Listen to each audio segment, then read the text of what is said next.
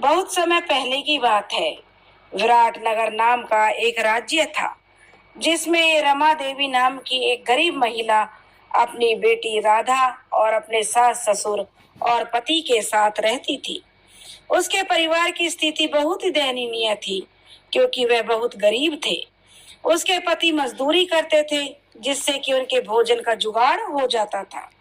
मजदूरी कभी मिलती थी और कभी नहीं भी मिलती, इसलिए कभी कभी तो भरपेट भी भोजन उन्हें नसीब नहीं हो पाता था और उनके बच्चे सहित पूरे परिवार को भूखे पेट ही रहना पड़ता था।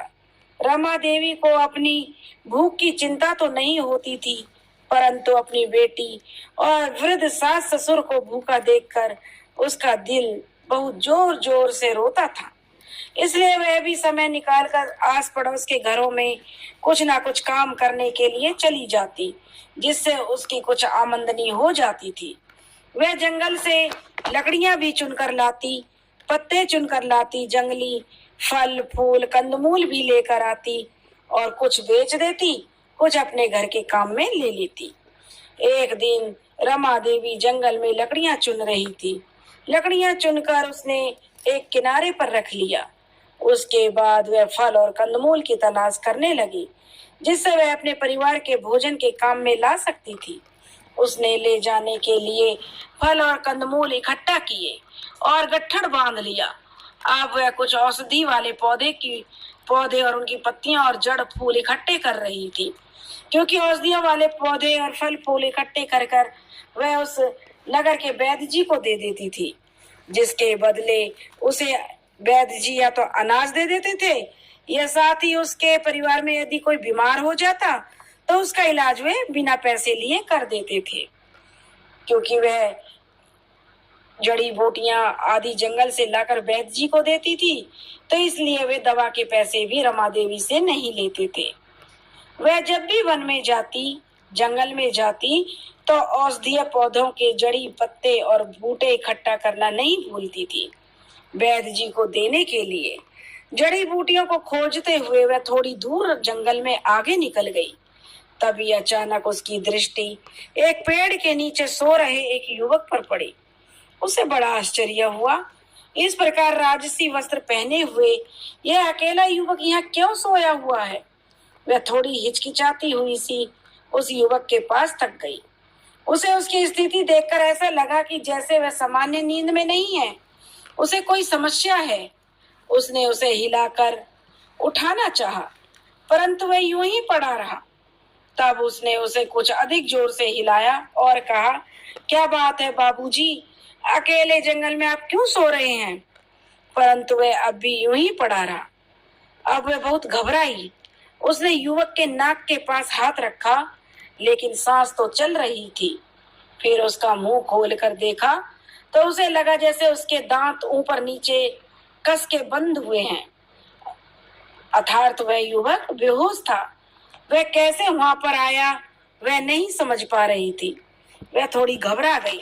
उसने अपने पास चुने हुए औषधीय पत्तों में से एक पत्ता निकाला, क्योंकि वह वैद्य जी की कृपा से थोड़ा बहुत ज्ञान उसे हो गया था। उसके आधार पर उसने एक पत्ता चुनकर निकाला और उसे अपने हाथ पर मसलकर उसका रस उस युवक के मुंह में डाल दिया। साथ ही पास में एक तालाब था, उसमें अपने आंचल को भिगोकर लाई और एक पत्ते को मरोड़कर उसमें पानी ले लिया। उस पानी का छींटा उसके जो व्यक्ति बेहोश था उसके सिर और चेहरे पर मारने लगी। अपने भीगे हुए आंचल से उसके हाथ पांवों को अच्छी तरह से सहलाया। थोड़ी देर बाद युवक ने आंखें खोल दी। रमा देवी को देखकर वह चौंक कर उठ बैठा और पूछा, आप कौन हैं? इस इतने घने जंगल में कहां से आई हैं? रमा देवी कहने लगी, वही तो मैं आपसे पूछना चाहती हूँ। आपके कपड़े देखकर मुझे ऐसा लग रहा है आप किसी बड़े परिवार के दीपक हैं, परंतु इस घने जंगल में इस तरह अकेले कैसे आए? और आप बेहोश पड़े हुए थे, ऐसा कैसे हुआ? क्या आपके साथ कुछ गलत हुआ है? कोई हादसा हुआ है? युवक ने कहा, मेरा नाम सुमेर सिंह है। मैं विराट नगर के राज्य का राजकुमार हूँ।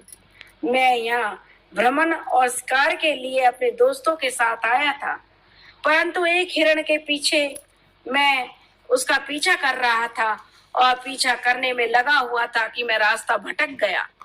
मेरे सभी साथी कहीं पीछे छूट गए। मुझे बहुत प्यास लगी थी। मैं पानी की तलाश में इधर उधर घूम रहा था। मेरा घोड़ा भी भूख प्यास से व्याकुल था, तो मैंने घोड़े को खाने के लिए कुछ पत्ते तोड़कर दे दिए। मैंने एक जगह उसको बांध दिया और स्वयं पानी की तलाश में भटक रहा था। मुझे रास्ता नहीं मिल रहा था और पानी भी नहीं मिला। मेरे साथी भी कहीं दूर छूट गए, शायद वह भी मुझे खोज रहे होंगे। और इसी प्रकार भटकते भटकते मैं जाने कब गिर गया, मुझे इस बारे में कुछ पता ही नहीं चला। मेरा घोड़ा कहाँ है और मेरे साथी मित्र कहाँ हैं, यह भी मुझे नहीं पता। परंतु मैं यदि बेहोश था तो होश में कैसे आया? रमा देवी ने कहा कि मैं यहाँ कुछ औषधीय पत्ते इकट्ठा करते करते आई थी, जो मैं वैद्य जी को देती हूँ।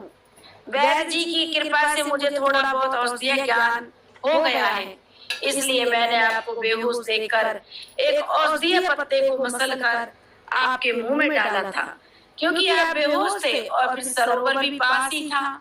वहां से पानी लाकर आपके ऊपर छींटा मारा और आपके हाथ पैरों को भीगे हुए आंचल से सहलाया, तब आप होश में आ गए। मुझे खुशी है कि मेरे देश के राजकुमार के लिए मैं कुछ कर पाई। मैं आपके देश की ही हूँ। मैं जानता हूँ, सुमेर सिंह ने कहा। क्या मैं आपको माँ कह सकता हूँ? मेरी माँ जिस तरह से मेरी सेवा करती, आपने बिल्कुल उसी तरह मेरी सेवा की है, उसी तरह से मेरी चिंता की है।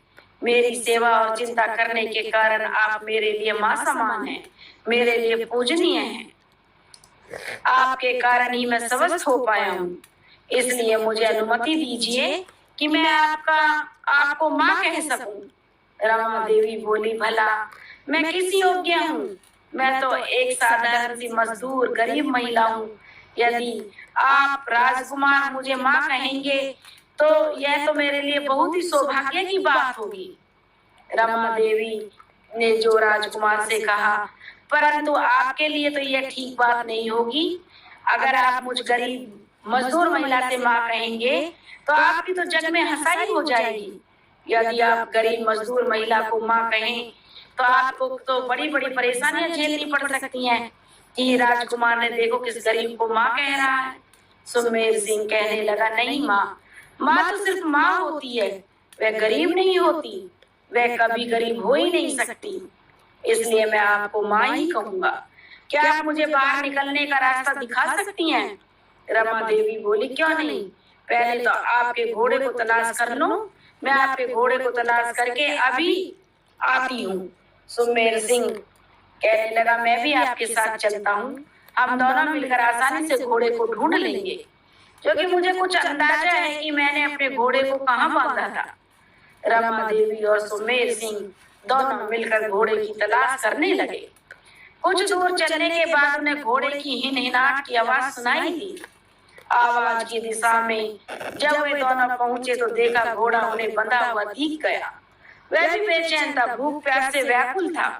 सुमेर ने उसे खोला, रमा देवी के मार्गदर्शन से सरोवर तक उसे लेकर गया, उसे पानी पिलाया और खुद भी पानी पिया।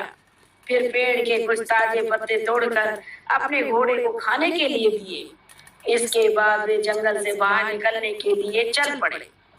सुमेर कहने लगा, माँ आप आइए, आप इस घोड़े पर बैठ जाइए, आप रास्ता दिखाइए, बस हम लोग जंगल के बाहर निकल चलेंगे।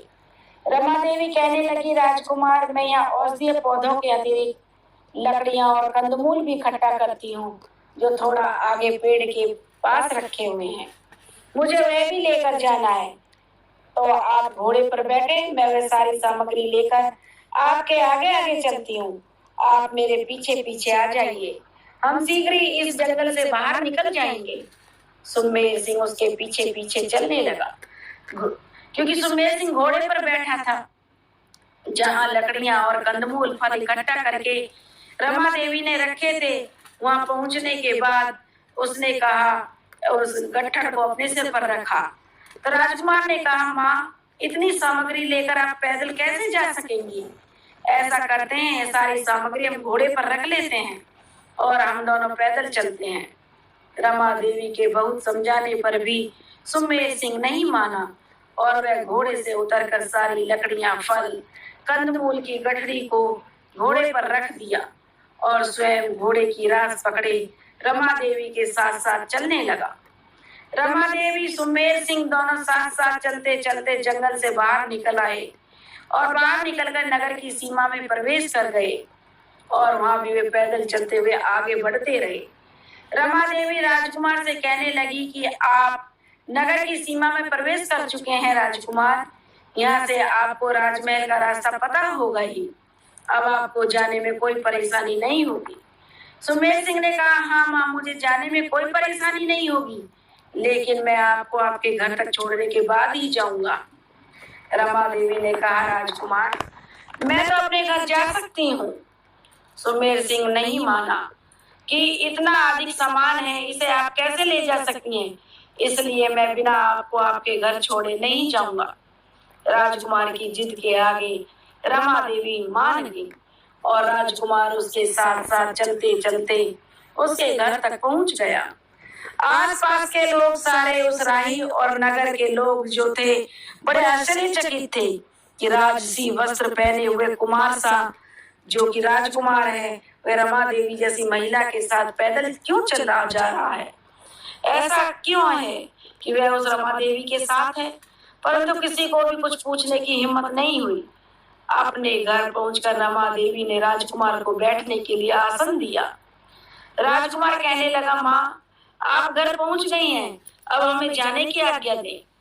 रमा देवी कहने लगी, ऐसे कैसे हो सकता है राजकुमार, आप मेरे घर तक आए और बिना आतिथ्य स्वीकार किए हुए आपको कैसे जाने दूं? आपका आतिथ्य सत्कार करना तो मेरा धर्म है, भला मैं ऐसे कैसे कर सकती हूँ कि आपको बिना आतिथ्य सत्कार के भेज दूं? आप राजकुमार हैं, परंतु मेरे अतिथि हैं। आज के लिए आप हमारे अतिथि हैं और अतिथि को बिना सत्कार किए वापस भेजना हमारी परंपरा के विरुद्ध है। वैसे भी आपने मुझे माँ कहा है, तो मुझे पता है कि आप जाने कितनी देर से कुछ भी नहीं खाया है, भूखे हैं। आपने वन में भी सिर्फ सरोवर का जल ग्रहण किया था, खाया कुछ नहीं था, तो मैं बिना खाए पिलाए आपको कैसे जाने दे सकती हूँ। इस बार राजकुमार रमा देवी की जिद और उसके प्यार के आगे नतमस्तक हो गया। रमा देवी की बेटी ने पानी देकर उन्हें के हाथ मुंह धुलवाए और फिर बैठाकर वन से लाए गए फल राजकुमार को भोग लगाने के लिए दे दिए। राजकुमार से कहा कि राजकुमार, जब तक आप इसे ग्रहण करें तब तक मैं भोजन तैयार करती हूँ। राजकुमार रमा देवी की बेटी राधिका को देखकर मन ही मन उसे पसंद करने लगा। राधिका भी राजकुमार की सुंदरता पर मोहित हो गई। राजकुमार भूखे भी थे और राजकुमार ने फल खाना आरंभ कर दिया। रमा देवी और उनकी लड़की झटपट भोजन तैयार करने में लग गई। अपने घर में राजकुमार को देखकर उसके सास ससुर और पति सभी आश्चर्यचकित थे कि इस गरीब की झोपड़ी में आज राजकुमार पधारे हैं। भोजन करने के उपरांत रमा देवी का पति राजकुमार के साथ उन्हें राजमहल तक छोड़ने के लिए गया। राजकुमार ने कहा कि मैं स्वयं भी जा सकता हूँ, परंतु रमा देवी के परिवार ने राजकुमार सुमेर सिंह को अकेला भेजना उचित नहीं समझा, क्योंकि दोपहर ढल चुकी थी। राजधानी में उनके साथ कोई भी अंगरक्षक भी नहीं था, तो रमा देवी के पति उनके अंगरक्षक और पथ प्रदर्शक बनकर जाने के लिए तैयार थे। रमा देवी ने अपने पति से राजकुमार सुमेर सिंह के साथ राजमहल में छोड़कर आने के लिए क्या कहा। राजमहल पहुंचते पहुंचते रात हो चुकी थी, परंतु रोशनी से जगमग राजधानी में उन्हें राजमहल में जाने में कोई परेशानी नहीं हुई थी। जब वे राजमहल में पहुंचे तो दासियों ने, क्योंकि उदासियों से राजमहल डूबा हुआ था, दासियां चुपचाप थीं, क्योंकि 2 दिन हो गए थे राजकुमार को खोए हुए। अब तक राजकुमार सुमेर सिंह को देखते ही सभी राजकर्मचारी आश्चर्यचकित और भाव विभोर हो उठे। राजकुमार की ओर दौड़ पड़े कि राजकुमार आ गए, राजकुमार आ गए। कहने लगे, कुमार आप कहाँ थे? हम सब इतने परेशान थे कि पूरे नगर में और उस जंगल के आसपास आपको सब जगह खोजा, लेकिन आपका कोई पता नहीं मिला। तब राजकुमार ने रमा देवी के पति को लेकर राजमहल के अंदर प्रवेश किया और राजमाता के साथ साथ राजा और रानी सभी राजकुमार के आने की खबर सुनकर दौड़ पड़े। रानी और राजमाता ने आगे बढ़कर उसे गले लगा लिया। राजकुमार, आप कहाँ गए थे? हम सब कितने परेशान थे आपके लिए, और यह कौन है आपके साथ? राजकुमार बोले, पहले आराम से बैठे तो फिर मैं सब कुछ बताऊंगा आपको। सबको लेकर राजकुमार अपने कक्ष में चले गए और सम्मान सहित उन्होंने रमा देवी के पति को अपने माता पिता और दादी माँ के साथ बैठाया। फिर कहा, दादी माँ, पिताजी, माता जी, यह वह महान महापुरुष है जिनकी पत्नी के द्वारा मेरी जीवन की रक्षा हुई थी, वरना मैं यहाँ आज वापस नहीं आ पाता। यह सुनकर सभी रमा देवी के पति की ओर बहुत श्रद्धा और प्यार से देखने लगे और उन्हें धन्यवाद देने लगे। राजकुमार ने उन सभी को जंगल में घटी अपने साथ की घटना की जानकारी दी। साथ ही उन्होंने वे सारी बातें सुनाई जो रमा देवी और उनके बीच हुई थी। राजा और रानी राजमाता यह सब सुनकर बहुत अधिक प्रसन्न हुए और उन्होंने रमा देवी को राज्य की ओर से पुरस्कृत करने की घोषणा कर दी। उसके पति को राज के सम्मान के साथ अतिथिशाला में ठहराया गया। अगले दिन रमा देवी के पति को उपहारों के साथ बड़े से रथ में बैठाकर उनके घर भेजा गया। जिस रथ में उनके पति को घर भेजा गया था, उसी रथ में रमा देवी को साथ लेकर आने के लिए भी कहा गया, जिससे कि रमा देवी को भी पुरस्कृत किया जा सके। रमा देवी के पति अब राजकीय रथ पर सवार होकर उपहारों से लदे हुए अपने घर के पास पहुंचे, तो उनकी रथ के पीछे पीछे आते हुए पूरे शहर उनके घर के पास इकट्ठा हो गया और सभी उनसे पूछने लगे कि उस रथ पर आने का क्या कारण है, क्योंकि रथ दिखने में बड़ा और सुंदर और शानदार था, इसलिए सभी आश्चर्यचकित थे। इतने शानदार और बड़े रथ में यह गरीब मजदूर व्यक्ति कैसे, और इसके साथ इतना सारा कीमती सामान भी है। रमा देवी के पति सभी को राजा के द्वारा मिले हुए सम्मान और उपहार की जानकारी देने लगे। उसका कारण भी उन्होंने बताया और साथ ही अगले दिन रमा देवी को इसी रथ से राजधानी जाना है, जहाँ राज दरबार में राजा उन्हें जो पुरस्कृत करने वाले हैं, यह भी उन्होंने सभी नगरवासियों को बताया। यह सुनकर सारे लोग आश्चर्यचकित हुए बिना नहीं रहे। फिर रमा देवी के पति ने उन्हें विस्तार से जंगल में राजकुमार के मिलने और रमा देवी के द्वारा उनकी चिकित्सा कर उन्हें जो स्वस्थ करने की पूरी घटना सुनाई। सभी नागरिक रमा देवी की बड़ी प्रशंसा करने लगे। वे उनकी भूरी भूरी प्रशंसा कर रहे थे। वे सभी बहुत खुश थे कि उनके नगर की एक महिला जो राजा के द्वारा पुरस्कृत की जाएगी, उसमें नगर का नाम होगा कि देखो, किसी ने तो राजकुमार के प्राणों की रक्षा की है। यह हम सब नगरवासियों के लिए गर्व की बात है। रथ के साथ सारथी को भी सम्मान सहित रमा देवी ने अपने घर में स्थान दिया और सारथी को रमा देवी के पूरे परिवार ने ईश्वर के समान प्रेम और श्रद्धा से अपना आतिथ्य प्रदान किया। उस परिवार की सज्जनता से सारथी भी प्रसन्न था। अगले दिन तैयार होकर रमा देवी अपने पति के साथ उसी रथ से राजधानी के लिए प्रस्थान करती हैं और इतनी दूर की यात्रा कभी उन्होंने की नहीं थी और वे इतने आलीशान रथ में भी कभी बैठी नहीं थी। रथ में बैठकर वे बहुत प्रसन्न थी।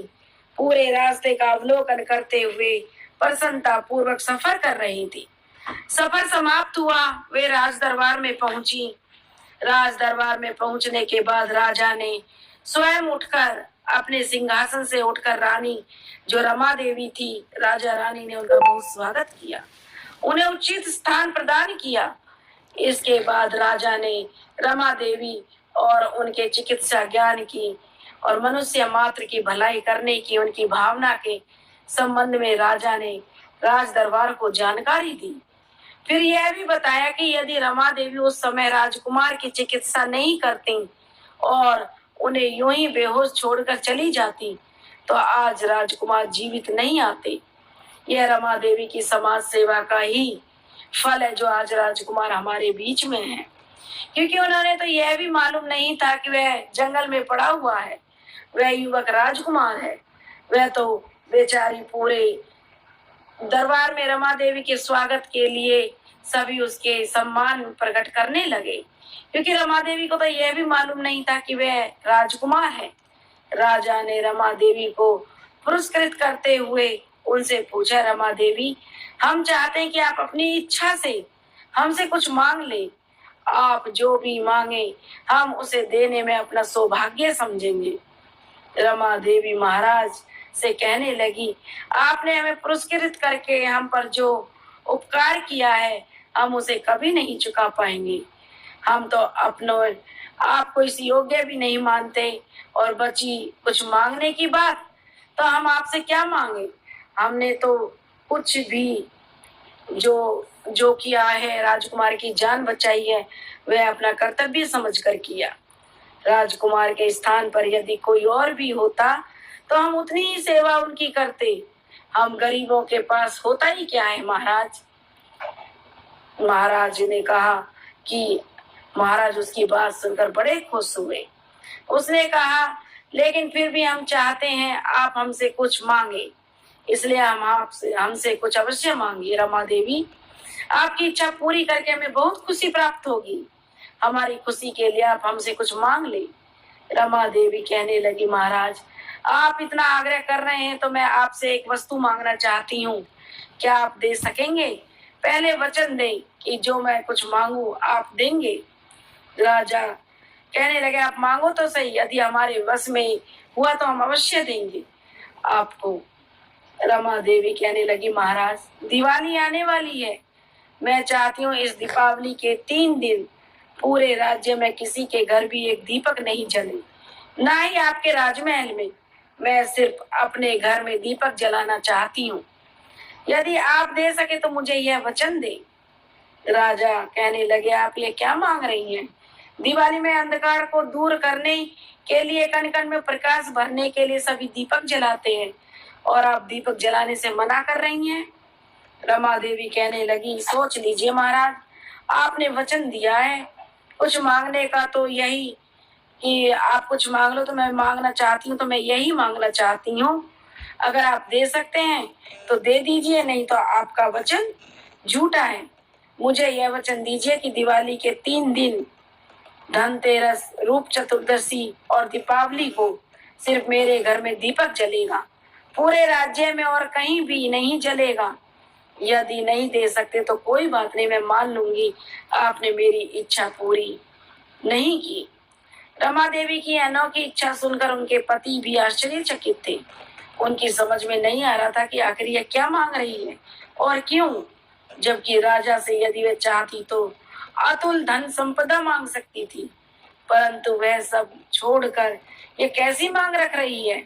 परंतु वह खामोश ही रही, क्योंकि यह समारोह उनके लिए नहीं था, उनकी पत्नी रमा देवी के लिए था। उनके यहाँ सम्मानित उपस्थिति सिर्फ और सिर्फ रमा देवी के पति होने के नाते थी, इसलिए वह पूरी तरह से चुपचाप खड़े थे। राजा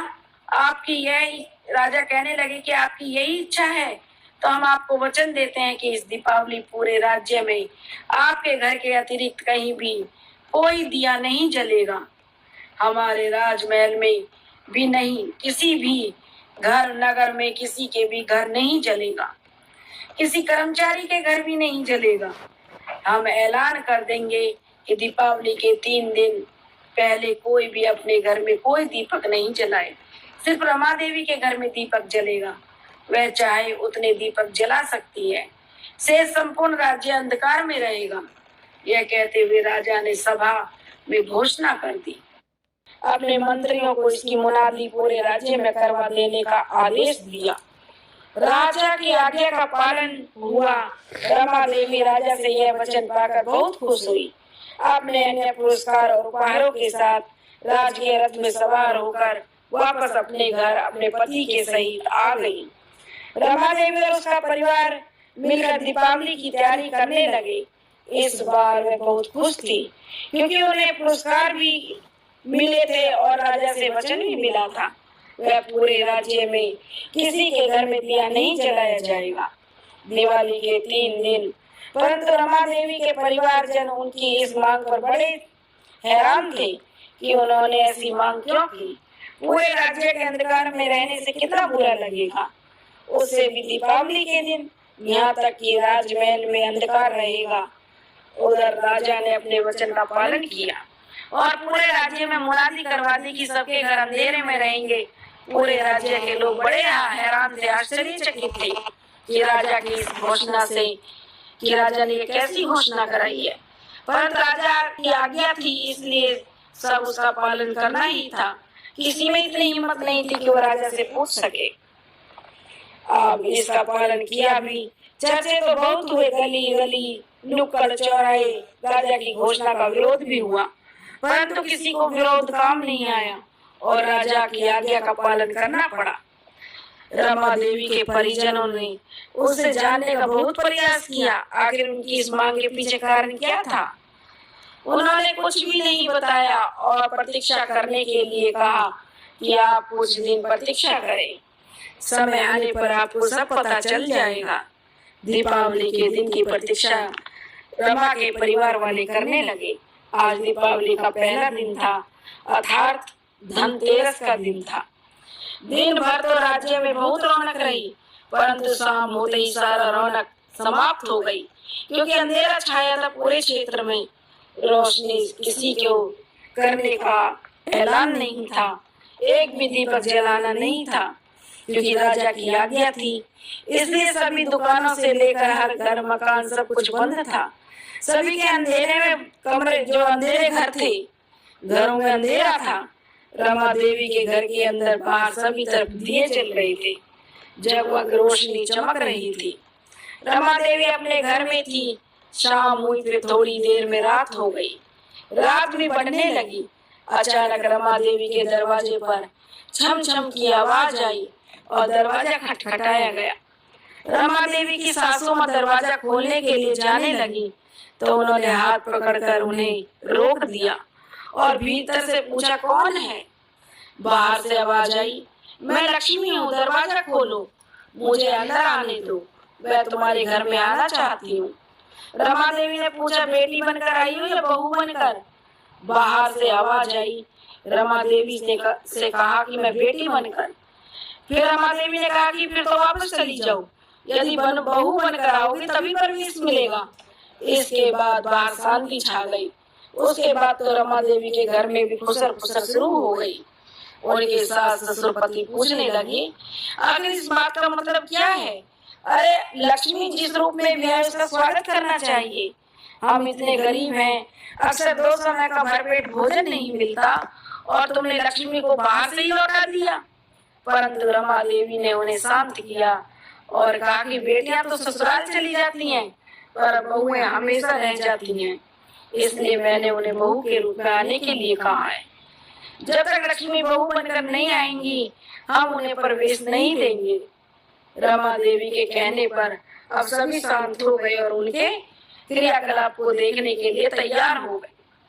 परंतु उनकी सासू माँ को अब भी मन ही मन में कुछ शंका थी, इसलिए उन्होंने पूछा, यदि बहू बनकर नहीं आई तो।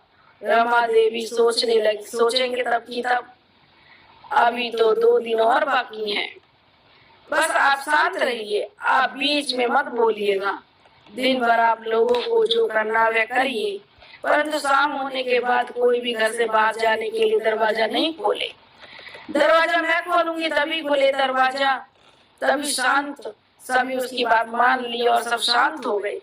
शांत होकर ही रमा देवी के क्रियाकलापों को देखने के लिए तैयार हो गए। अगला भी पूरा दिन रौनक भरा रहा। दिन भर चहल पहल रही, बहुत चहल पहल थी, पूरा नगर बड़ा अच्छा लग रहा था। परंतु संध्या होते ही फिर वही सन्नाटा पसर गया।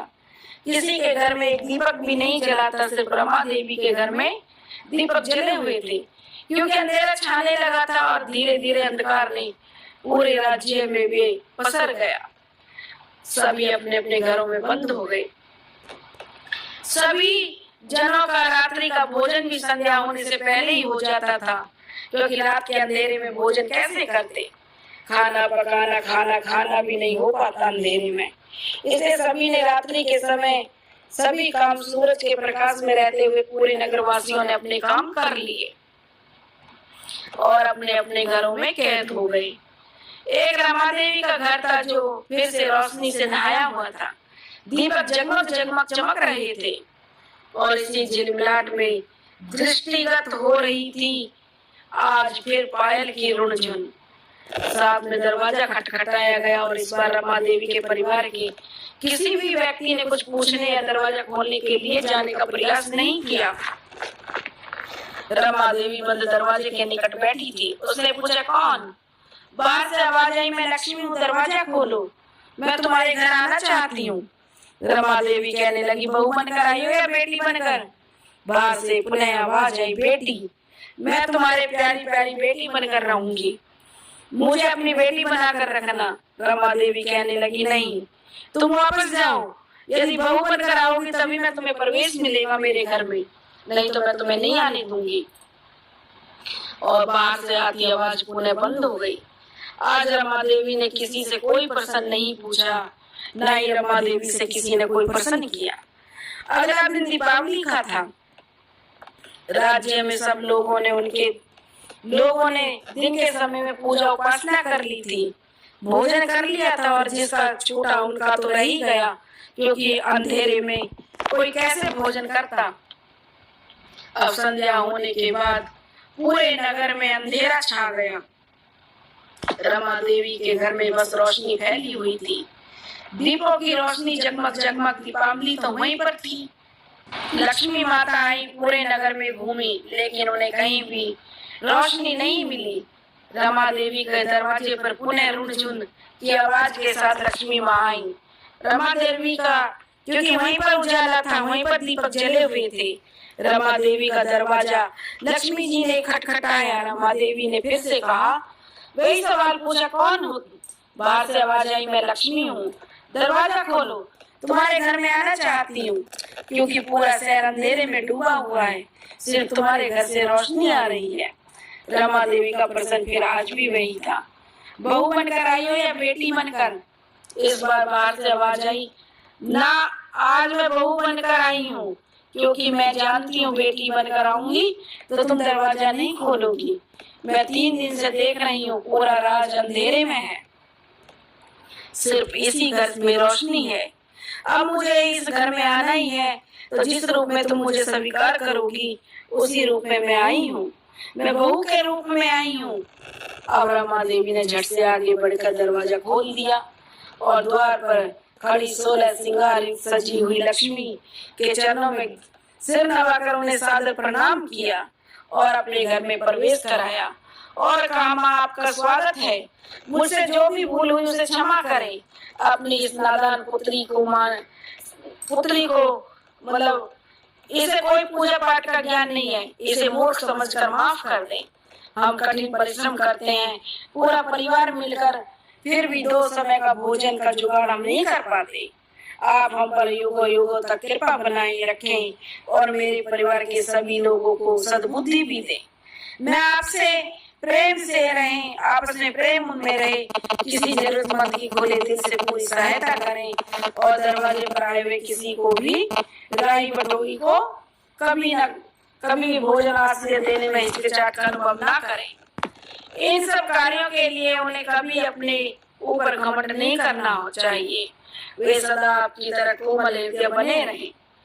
मुझे इतना आशीर्वाद दे। माँ लक्ष्मी ने अपना दाहिना हाथ उसकी ओर सीधा उठा दिया और कहा, तथास्तु, मैं तुम्हें तुम्हारे मांगे गए सभी वर देती हूँ और तुमने जो कुछ भी मांगा है उसके बाद तो मुझे तुम्हारे घर में युगों युगों तक स्थायी रूप में रहना पड़ेगा, क्योंकि जो सज्जन होते हैं दूसरों की सहायता करते हैं बिना गर्व किए हुए, मैं उनके पास जाती हूँ।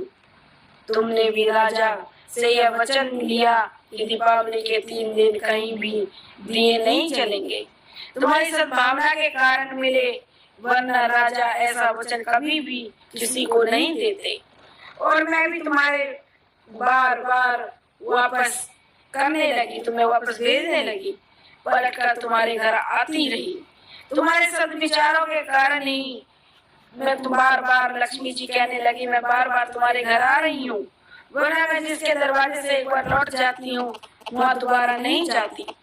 मैं प्रसन्न हूँ पुत्री, तुम्हारे कारण तुम्हारा परिवार ही नहीं पूरा राज्य सुखी रहेगा। माँ लक्ष्मी का वरदान पाकर रमा देवी और उनका परिवार सुखी और संपन्न हो गया। उस रमा देवी का पूरा परिवार बहुत प्रसन्न था। सबने माता लक्ष्मी की पूजा अर्चना की और अपने पूरे देश राज्य के लिए तथा जनता के लिए मंगल कामनाएं की। और महाराज महल में राजकुमार ने अपनी इच्छा राजा को बताई कि वह रमा देवी की पुत्री राधिका से विवाह करना चाहता है। तो राजा ने भी हामी भर दी और अगले दिन राजा रमा के घर रिश्ता लेकर चले गए। यह देखकर रमा देवी बहुत खुश हुई कि राजकुमार जो उसकी बेटी राधिका से शादी करना चाहता है। अब राजकुमार और राधिका की खूब धूमधाम से शादी हो गई। जो राधिका थी वह भी महारानी बन चुकी थी। अब रमा को भी किसी प्रकार की कोई कमी नहीं थी। खुशी से उनके दिन बीतने लगे। घर में किसी प्रकार की कोई कमी नहीं रही। खुशियों में वे सब अपना जीवन व्यतीत करने लगे। हे लक्ष्मी माता, जैसे आप रमा देवी के घर में विराजी, वैसे ही जो यह कथा कह रहे हैं और जो यह कथा सुन रहे हैं उनके घर में विराजना।